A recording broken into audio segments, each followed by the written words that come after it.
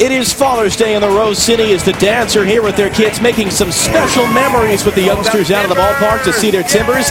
And special memories indeed as they get to see one of the biggest names in modern soccer history. Thierry Henry is here with the New York Red Bulls as the Timbers try to break out of their losing streak. Look at the starting lineups for this one today. Just one change for the Timbers. The team that lost to Colorado last week. David Horst making his third start of the year in the center of defense for the injured footy. He's out for a couple weeks with a shoulder injury.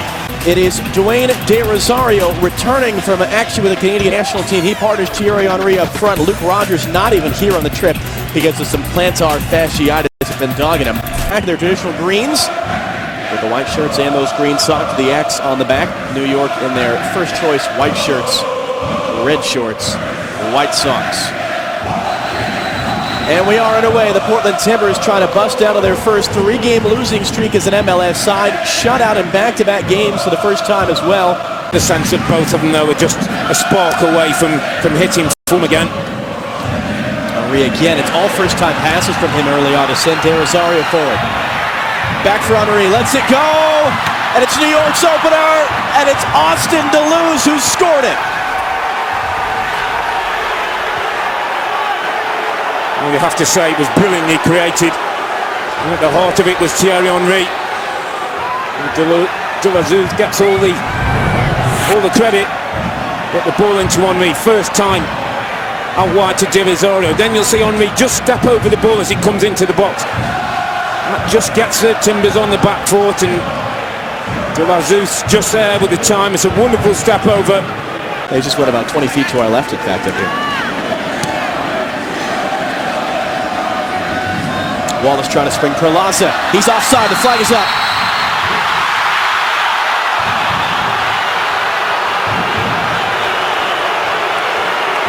Real danger at set pieces. Had 2 goals on those this year. Juiceberg's service in, and it is headed away. Al-Hassan can't keep it in play. Well, that was interesting there because you saw the goalkeeper Sutton a bit late to react. It was curling away for a moment, and that's asking for an own goal with the defender to step in like that. Well, I'm a little bit disappointed that there's not a Timber shirt making this near post run. You'll see all the green shirts are behind the goalkeeper to the far post, and if somebody had come to the near post, it might just have got a nick on that ball. From Austin Deleuze's opening goal for New York. Henry now running forward. Bellucci, return pass, Thierry Henry onside, and it's a good job by Troy Perkins to knock it behind for a corner kick. Well, that was excellent reading of the situation by Troy Perkins, because Henry's in here. Again, from that deep position, he makes a run, gets in behind the back line, and Perkins is aware and he's alert and deals with the problem well. See if they decide it's a shot or a cross. As Juiceberg now takes this free kick. Brunner gets on the end of it. Wallace keeps it in play, but no one there. And again, things just not falling for the Timbers. Good numbers, good height in the box, but I recall your second possession wasn't there. Wallace up there as well, in fact. Juiceberg in. Horst got there in front of Sutton, who punched it away. And Horst got the worst end of that. It's out for a Timbers throw. David Horst beats Sutton to the ball. And he's down in some pain. And the Timbers do not have depth in this position right now. Well, he's a little unlucky when the ball comes in because he makes a really brave and positive run to get across Greg Sutton. And the big goalkeeper you're seeing there, David Horst, number 12, eyes on the ball. He jumps early. Almost gets there, and Sutton comes out with a double fist and gets some of the ball and some of the player, and those hurt, I tell you. Spray from Al-Hassan, not a good first touch though. Timbers do keep it. It's a good run by Juiceberg off the ball. Jeremy Hall wants it in space. Has Cooper wide. Defender is Roy Miller. That's a back heel. Cooper allowed to get away. The cross finds Juiceberg just a little bit too high for him. And he couldn't keep it down. Well, Tushin coming at halftime. And that comes at the back. We saw David Horst get shaken up there. in that first half in contact with the goalkeeper, Greg Sutton. He has been replaced by Kevin Goldthwait, who is playing for the first team for the first time since the game in Toronto, second game of the year. Experienced player Goldthwait, a former New York Red Bull as well, and he's the first Timbers Fleer substitution of the day. Ronnie Wallace was blocked as he was trying to get it back to Nagbe.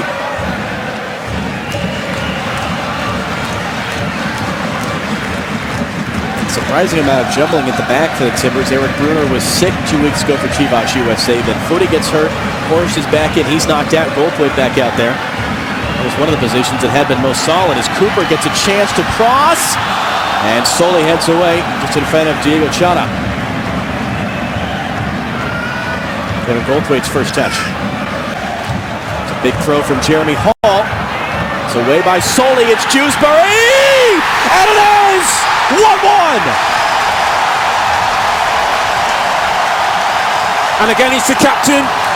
It's again the man they need. The man for the big moment.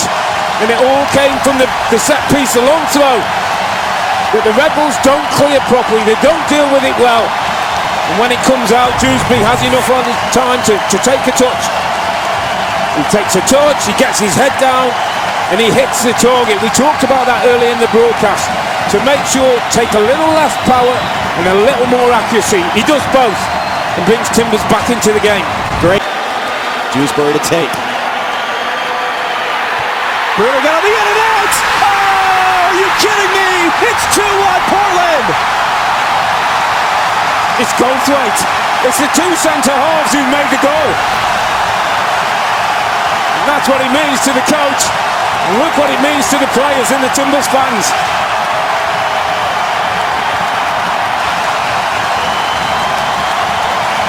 The two centre halves combine here.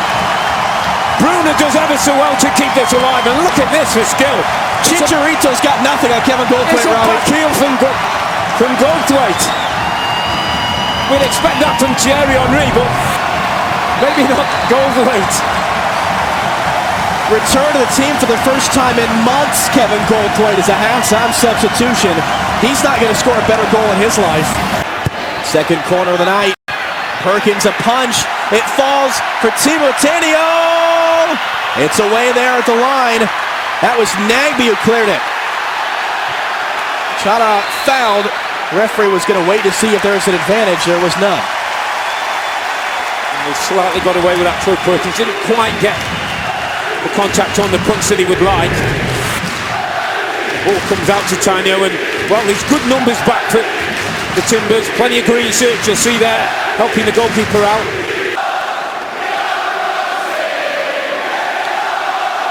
Again, Wallace, Goldthwait, and Bruner all forward. Dewsbury, and again it's Goldthwait! Oh, how did that not go in from Ronnie Wallace?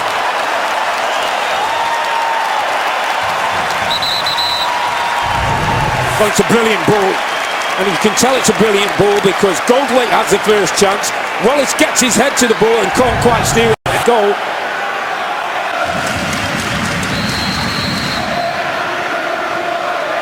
Dewsbury and Sutton is up, and it's saved off the line.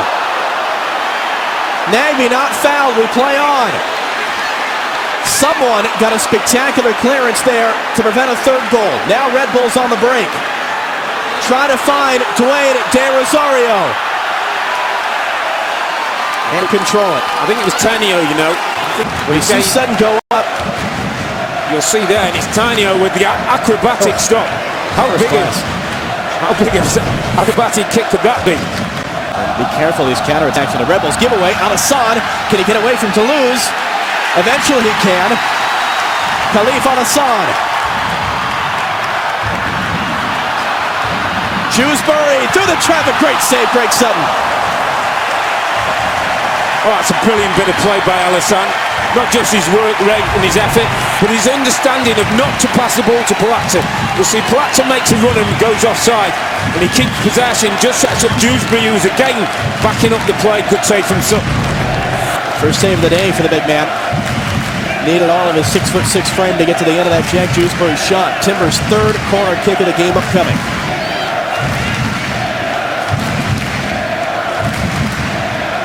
Shrewsbury sends it in.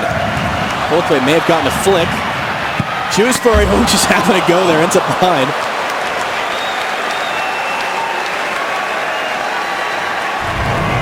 Again, Greg Sutton needed all that 6'6" frame, as you say. Ball laid back to Dewsbury. This is sneaking inside the near post. It really was. It's a really good save by the big goalkeeper.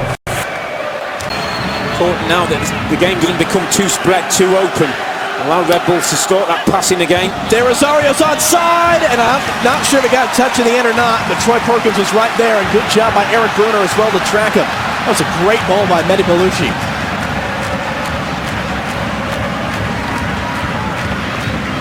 Alassane.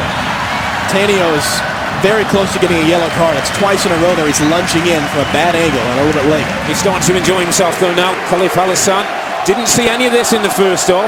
Him on the ball, him expressing himself. That wonderful technique and fluid movement.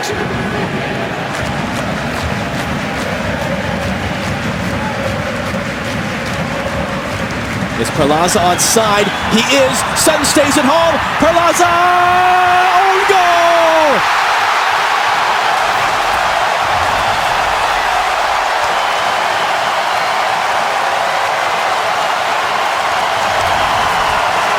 Well, he still might not have scored one, but he certainly makes this Jorge Palazzo.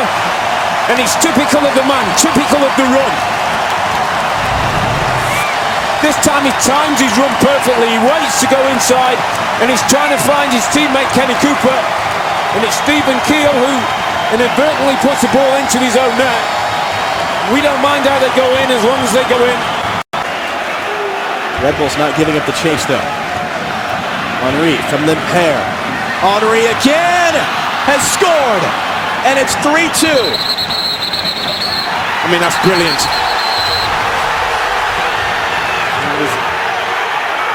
A few arguments going on there as the Timbers try and keep hold of the ball, and Red Bull players want to get the ball back and start the play early. There's no denying it. It was a special bit of football there from Thierry Henry. His 8th goal in the last 9 games. Again, he comes from that deep line position. He lays the ball, he gives and goes. He's always on the move, and then his eyes on the ball as he lifts it over Perkins. Brings the Red Bulls back into the game. Henry ties Landon Donovan for the MLS goal-scoring lead. Yellow card to Rodney Wallace at the end of that for what is one of the sillier rituals in soccer, which is the fight over the ball when a team is chasing the game. Pass was knocked away. But then a giveaway. Jorge Perlaza's onside. Perlaza has Cooper with them. Referee points to the spot. Penalty kick, Portland Timbers. Big moment in the game.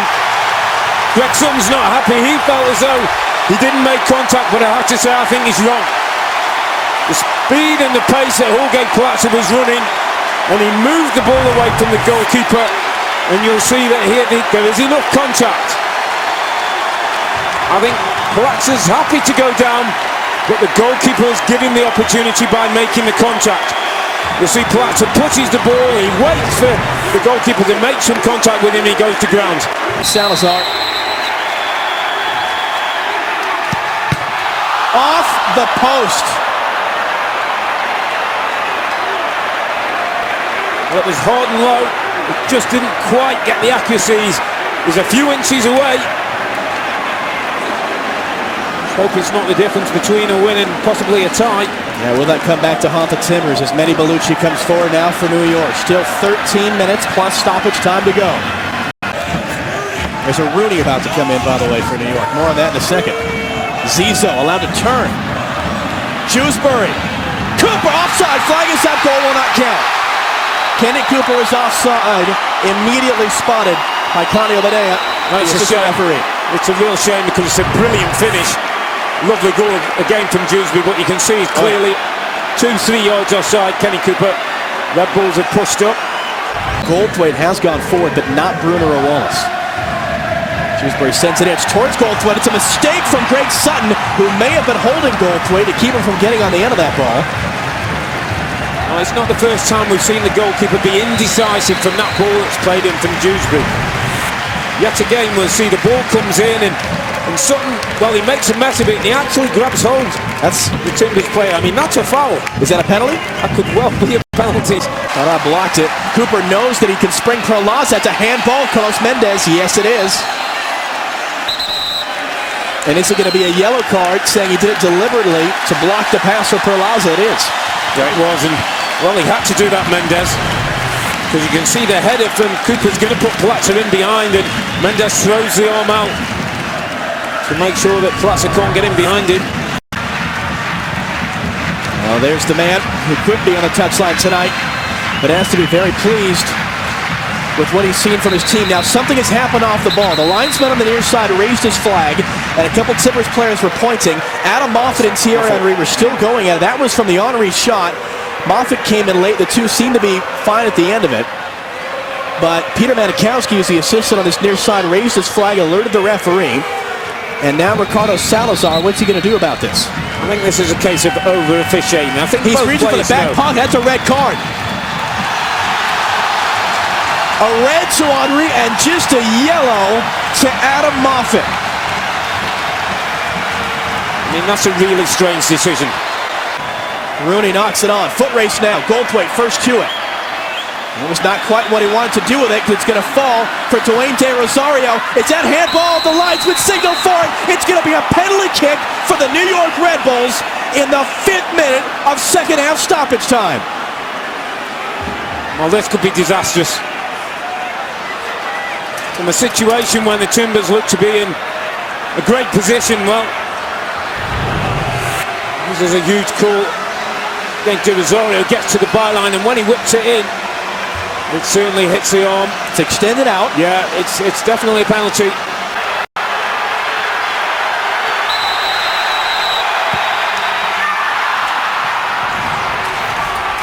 And the Red Bulls may have just saved a point at the death here in Portland. Well, you can't paint it any other way. That's hugely disappointing. I mean, De Rosario is always confident. Perkins goes the right way, but can't get his hands to the ball. The Red Bulls tie the game at 3-3. With the Timbers have 3-2, Jack Jewsbury putting a penalty kick off the post, and that is full time. And the New York Red Bulls, who went from joy to anguish back to joy in a draw, in contrast with the Portland Timbers, anguish and frustration, to joy, to now utter heartbreak for the 2nd straight week with a late goal to deny them points in the standings.